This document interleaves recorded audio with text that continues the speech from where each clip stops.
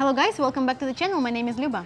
And my name is Striker. And if this is your first time here at our channel is about dating in Ukraine. I, like many of you guys out there, got sick of dating in the West. I actually had a really traumatic experience, and I wanted to go to a place in the world where I'd be valued of what I can bring to a relationship. For a traditional relationship, a masculine, feminine roles in a relationship, to form a long-term, possibly leading into marriage, relationship. Along that journey, I met Luba, who's been a matchmaker in Ukraine for how many years? 11 years. 11 long years. Yeah. So together we create a project that's called Heart Rocket. If you want to check it, just down below is the link, www.heartrocket.com, where we educate guys, give them legit resources of the agencies that you should use, and support you along your journey. So, and we do some videos once in a while. So today's topic is... how many dates should you set up before you get to Ukraine? Now, there are many different ways to approach this. So if this is your first time here, you can use dating agencies. We strongly recommend to not use like letter writing sites and all these other things. Go look at some other videos and you'll see why we believe that you shouldn't do that. Basically, it's all fake. But there are other ways. There are like romance tours, there are individual tours, but we have a specific way that we believe is the best way. And if you are part of Heart Rocket, you get access to a bunch of agencies and you can set up dates before you go. Right? And you want to do that. You want to set up dates so that you know that when you get to Ukraine, You already have a plan. You already have a plan. You already know you're going to be meeting ladies that are interested in you. You're interested in them. That's not to say you're going to marry them, because that would be absolutely ridiculous because you don't know them. But at least it's a start. You have an attraction, and maybe you have some, just looking on paper, there are some commonalities in your lifestyle, where you live, you have children, she has children, blah, blah, blah, blah, blah. So before you go, you want to contact the agencies and you want to set up these dates. Right. And a lot of guys, like, just like to talk a little bit for the future, like a lot of guys, like it's very, the topic that, you know, we recently did, and we discussed that should you talk to the ladies before you arrive or shouldn't you talk. So, you know, there's different views on that, but we do have agencies that offer this kind of service, so you can talk to ladies. You mean like videoing or video, writing letters? No, not letter writing, please, but at least like videoing, having one call. For some guys, it's crucially important. They think that, no, I can't go without actually seeing your online. On my experience, I don't really think that, you know, it's the most efficient way. But for example, like recently, like one of the couple, they like he proposed to her because of the quarantine. He can't make it earlier, and he started talking to her 4 months before he arrived. So when he came, they already know each other so well that, you know, they've been talking for a week, and, you know, they decided that they match and they want to be together. So this is what you know, it's possible. According to the dates, I definitely, like, after working in all these big companies, I know for sure that you must, it's not just have to, or it's a recommendation, you have to contact our agencies, like if you're part of Heart Rocket, and you need to know your schedule for the week. You can't go on, like, you can't come to Ukraine without having a dates set up, at least like some of them, and thinking that, oh, when I come, like, it will work out. Yes, of course, you can come to the agency, you can sit at their office, and you can try to set up, but you need to understand that then it may not happen like straight away. It means that you will not have date on first or second or even third date, and if you're coming just for 7-10 days, it's gonna waste your time. So that's why 2-3 weeks before your arrival, you should contact the agencies saying that you are coming, and now let's discuss how many girls you should date. Right? Like how many days you should have to be prepared. So I would recommend that, like recently I've been talking to the guy and he said, Luba, are you blaming me for me choosing like 20 girls? And I said, no, it's awesome, because sometimes guys choose like 4 ladies, and it doesn't mean that all 4 ladies gonna meet with you. And so if it is only 2, to be honest, it's not enough, because it's not efficient. Yeah, it's not, you don't know, maybe she will not be available, maybe she will be out of the city. You don't want to come all the way to Ukraine to have only one, like 100% you know, like date. So of course maybe this first date gonna be your special lady, who knows. But it's so much better to know that, you know, in case this doesn't work, there's another option or another option or another. Because, you know, it's not about like going to the village and pick up potatoes and help her see grandmother, but, and if you know what we're talking about, but it's more about, you know, just life circumstance, like business trip or whatever. So if you choose like 20 ladies, at least I think 7 to 10 will agree to meet. And you have to understand that if you choose the ladies, not all 100% of them gonna meet with you, because they may not like you. And what is good is that our agency will always recommend. For example, right now I work as a wing woman with one guy, and he chose like 20 ladies, I think, or 25. So only like 7 are willing to meet. And the manager of the agency, she said, say, Luba, maybe you recommend him that other girls, like some of them new, they're not on the website yet. And so our agencies and our managers will always recommend you somebody else. Yeah. So, and he chose like 3 other ladies to meet, like not from his list. So totally it's 10 dates. Of course, like we may meet only like 3 or 4 when he comes, right? And he will like some of them and will not spend the rest of the days with other girls. But to have 10 ladies, if you come for 2 weeks, it's a reasonable amount without blaming yourself like, oh, what am I doing? Why I have so many girls? Yeah, I mean, the agencies that and we've always say this, right? So every agency has good, bad, draw card girls, if you know what those are. They have the pro daters, the scammers, all this. With the agencies that we work with, we have very strict rules with them, you know. That any of our guys, they look after, they make sure that none of these non-serious girls or anything like that happens. If you are not with Heart Rocket, I mean, the information we give out is for everyone. But if you're not with Heart Rocket and you go to an agency and you want to meet 15 girls and all 15 are available, or all 15 are not available, these are red flags. So if you're doing letter writing, remember one of these large agencies that I went to, when I first met Luba, and they said choose 15 ladies when I got there, and I just went through and chose 15, and I went back to the office like an hour later to see if they'd maybe 1 or 2 dates, and they said all of them don't want to meet you. And I was like, how can you contact all of them in like 45 minutes? And it's because these ladies are not available to date. They're just on the website for letter writing. But you know, when the guy comes over, they're out of town, they're unavailable. And some of them didn't want to meet with you because they was from the same agency and they told that you were asking like... No, this was the first time I was there. This is the okay. first time, yeah. But second time, yeah, they just knew the striker is like digging to the truth. He know all about scammers, and of course, because they were scammers, they didn't want to meet with him. I went undercover, basically. Yeah. I was trying to figure it all out. But the first time, but that's what happened is like they know that these girls are not really available today. They're just there for letter writing. So that can be a red flag as well. But also if they all want to meet you, there's like sorry, I'll just say that there's like it's kind of like a bit of a litmus test, right? So if you present like 15 ladies. And the owner of the agency should work with you really closely. All of our agencies, they work one-on-one. They're not just like, oh yeah, we'll just do whatever. They'll get to know you. You have to fill out their questionnaire. You've got to do a series of steps that they get to know you. And we've had agencies say no, that they can't help guys because this guy's too unrealistic. If you send in 10 ladies to our agencies, which we know are going to look after you, and all ladies say no, that's your litmus test. Is like, are you dating like well out of your... Maybe wrong ladies like... Wrong ladies, like wrong age or whatever.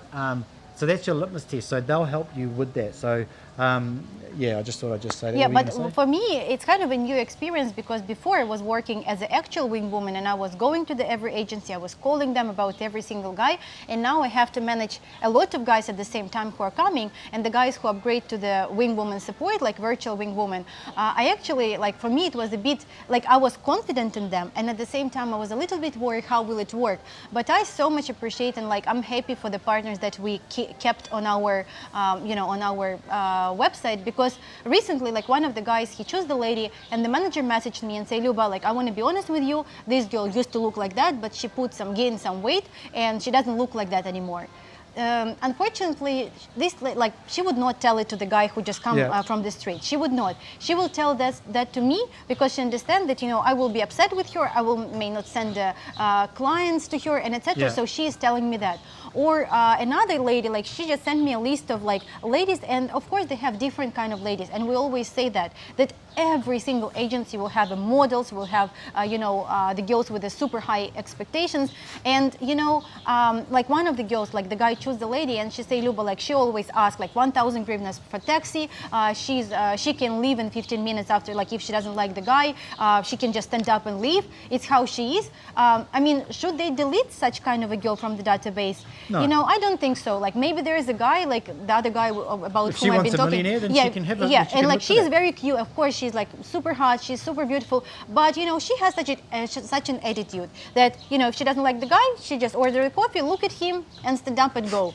I mean, I can't imagine that. Brutal. And like, it's very brutal. But it's how she wants. And so this manager tell me this because like if it happened to other guy, it happened to other guy. If it's happened to our guy, then they know that we will be upset, and a lot of people will know about that. So this is the difference about that. But you don't have to worry. Like this is also compromise. Like no, how you would call it, like the topic that you know, people like got disagreement that, you know, how many girls you should meet. Oh, it's not fair, it's not good to meet a lot of ladies.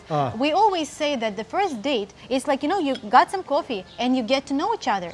And it's a meeting, it's not even a date. When you talk about like life, about nature, I have so many clients who stay friends with the girls. They're not dating them, they not, you know, they not have any intimacy or anything, and he already have a girlfriend. But with that ladies, he just, they just talk. Sure. And with one guy, what happened, he was on a date with a girl, he doesn't like quite like her, but they stay friends, and he introduced her to his cousin. And so this girl with whom he become friends, like she now with that cousin, and like they both have Ukrainian girlfriends, and now the girlfriends are friends. So you never know what's gonna happen, and don't judge yourself, like don't push yourself too hard that, oh, like I'm a bad person, I'm dating a lot of ladies. No, we already discussed that many times. If you got into a certain point when you got close, you have intimacy, then of course you need to stop, to be fair.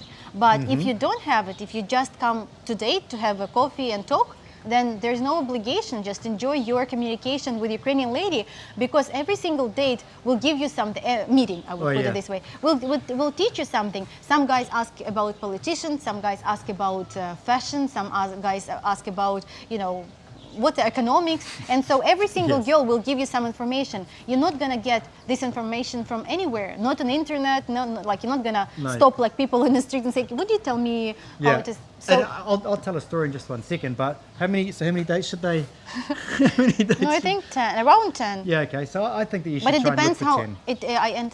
it depends how long you're gonna stay, and you know, I always recommend to visit at least 2 cities. Like don't stay in one city only, because you will feel and hear the different dynamics. Even today when we was driving, I said that I was talking to one of our partners in Kharkiv, and I thought that he has such a, like, just the way he talk, and then I talked to another guy, and I hear that they have like different, it's not different words, it's just different kind of accent. And Striker said that in New Zealand, what's up?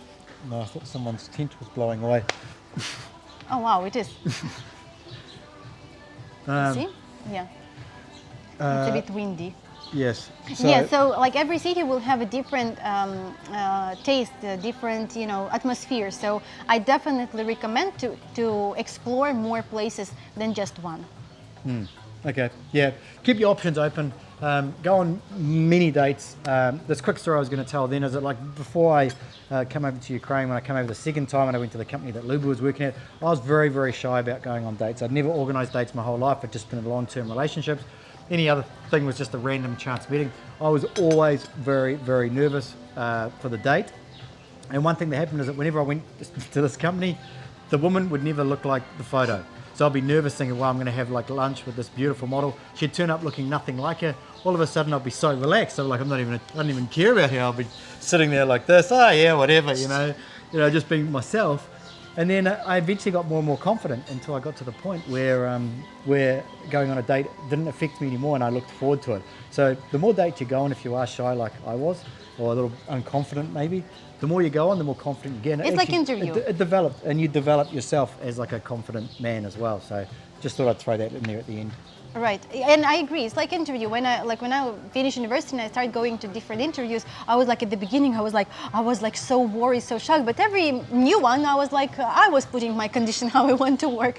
So just guys, don't be shy. And if there's something that you want to discuss about your trip, you're planning to come to Ukraine, or you was thinking about coming to Ukraine, and you don't know which place to choose, which way, when to come, what to do, how long you should stay, just call us, book a call on our website, and we will be definitely be able to help with that, I promise, and you will feel super comfortable about your trip. You will be all set, you will be prepared, and you will just come. And you will have dates ready for you when you get there that are legit. That's the important thing. Should we tell the quick story about the airport the other day, or should we save it for another time? Let's save it for another time. We've got a really interesting story of a guy. We was waiting for the guy, like our guy, and we met a guy that was like, basically he was meeting like his date at the airport. And he looks like exactly like David from the 90 Days Visa. And I said, like, Striker, look. And then in his eyes, I read all the pain and everything that happening to him. And he was being scammed. We'll tell the story another day anyway. Yeah. We'll tell it in detail. It's very interesting anyway. But okay, that's all for now. We'll see you guys next time. We'll see you next time. Today I want to explain to you a little difference between Russian and English here. So in English, you always say, like in a very polite way, would you like to have something? Would you like to drink? Or would you like to have a coffee? When in Russian, to translate it exactly, we always say, do you want? So, and some guys, I know that they think that is kind of not polite or rude way to ask, and they kind of like refuse to say it in Russian. But we don't really have like, would you like? We always ask, do you want? And do you want translated as ты хочешь? Ты хочешь? And then you can add something like, ты хочешь кофе? Would you like, or do you want some coffee? Ты хочешь кофе? Or ты хочешь салат? That is salad. Or would you like, do you want some wine? Ты хочешь вино? So even if you think that it sounds a bit rude, like do you want, it's actually not rude. It's exactly how it should sound in Russian if you want to ask your lady, would she like something?